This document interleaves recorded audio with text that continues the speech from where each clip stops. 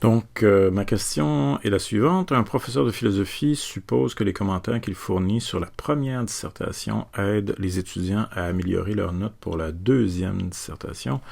Est-ce vraiment le cas? Donc là, ici, ce que je dois essayer, ce que je vois en fait, quand je vois le fichier Excel qui correspond à ça, pas vrai, c'est que j'ai deux variables là-dedans. Une variable nominale qu'on pourrait appeler dissertation, puis qu'on va diviser en deux catégories qu'on va appeler première et deuxième. Et ensuite, j'ai une deuxième variable qui est cette fois-ci une variable cardinale qui est la note que j'ai obtenue. Ces deux dissertations-là. Okay? Donc ça, c'est mes variables. Puis ça, ici, c'est un cas où on a le même groupe de personnes, puisque c'est les mêmes étudiants, à peu près, qui rédigent une première dissertation, puis ensuite une deuxième. Donc ça, c'est clairement un cas où j'ai une seule population qui est mesurée deux fois. Donc on va appeler ça une population, deux mesures. Donc, comment je fais pour traiter ça maintenant? La première chose, ça va être de me demander qu'est-ce que c'est mon hypothèse, mais exprimée en notation mathématique. Donc, dans ces cas-là, on se souvient peut-être que ce qui nous intéresse dans la population, c'est ce à quoi on fait référence par la lettre delta en grec. Donc, c'est la différence entre les deux. Puis, dans mon cas ici, puis c'est le cas dans notre fichier de calcul, cette différence-là, c'est toujours la différence entre ce qui est mentionné d'abord et ce qui est mentionné ensuite. Donc, pardon. Donc là, ici, comme ce à quoi je m'attends, en fait, c'est que le deuxième résultat soit plus élevé, pas vrai? Si mon hypothèse est vraie, ça veut dire que mon deuxième résultat est plus élevé que le premier résultat. Donc, si je fais le premier moins le deuxième, puis que le deuxième est plus grand, ce que je m'attends, c'est à avoir une valeur négative. Donc, mon delta, c'est ça mon hypothèse exprimée en langage mathématique, delta est plus petit que 0. Alors, je m'attends à trouver un delta négatif.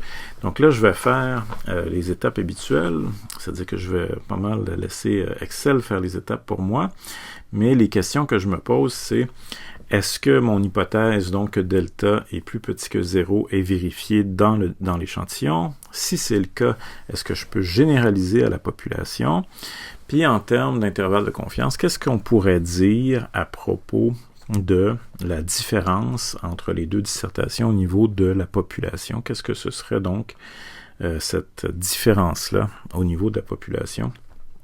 On va se trouver à un intervalle de valeur à propos duquel on va être sûr à 95%. Donc, pour trouver toutes ces choses-là, tout ce que j'ai besoin de faire, c'est de copier-coller les valeurs, donc à partir de mon fichier de départ, vers la feuille de calcul. Mais la première étape, avant de faire ça, donc ce que je devrais faire, une étape préliminaire, peut-être qu'on pourrait l'appeler, c'est de vérifier que toutes mes données sont correctes. Donc là, ici, il y a deux choses que je devrais vérifier. La première, c'est que je devrais surveiller ici des données aberrantes. Donc là, vraisemblablement, les notes sont sur 30, puis là, je ne devrais pas avoir donc de résultats qui dépassent 30. Je ne devrais pas non plus avoir de résultats négatifs. Donc tout va bien jusqu'à maintenant. Donc tout ça, ça veut dire, autrement dit, que je devrais vérifier que mes résultats ont du sens. Le deuxième, c'est que je dois m'assurer, c'est plus technique, je dois m'assurer que toutes mes lignes sont complètes. Okay? Donc ce test-là ici, il ne fonctionne pas si j'ai une ligne ou plusieurs lignes incomplètes. Mais là ici, tout est beau, c'est facile à vérifier parce que mon échantillon est tout petit. Donc là, je devrais prendre une note qu'il n'y a aucun ménage à faire. Il paraît que tout est beau. Là, je vais ensuite aller ici, copier.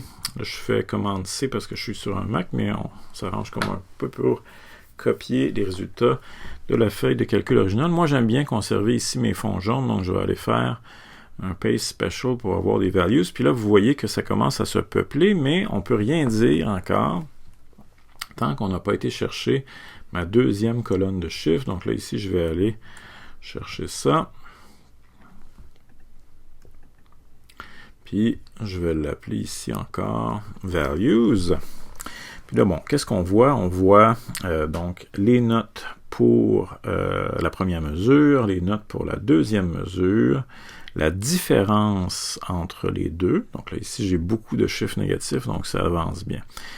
Maintenant, est-ce que mon hypothèse, donc, qui était que delta était plus petit que 0 est vraie? Ben, pour que ce soit vrai, il faut que dans mon échantillon, ce soit des barres, pas vrai, qui soient plus petits que 0. Puis là, c'est effectivement ce qu'on trouve. Donc, so far so good, ça marche dans mon échantillon parce que la valeur que j'ai trouvée, c'est ce que je m'attendais à trouver, donc un débat négatif. Par contre, est-ce que je peux généraliser ce résultat-là à la population? Donc là, ici, c'est pas une expérience, puis mon hypothèse a un signe de plus petit à l'intérieur, donc la valeur qui m'intéresse en termes de valeur P, c'est celle qu'on va appeler unilatérale ou one-tail.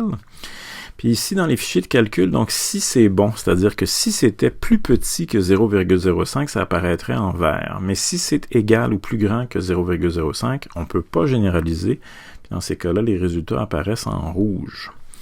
Okay, donc là, ici, c'est pas mal la fin de l'histoire pour moi parce que on ne peut pas généraliser ce résultat-là. Ça ne fonctionne pas, en fait. Cette intuition-là de l'enseignant, c'est pas tout à fait ça. C'est pas tout à fait juste.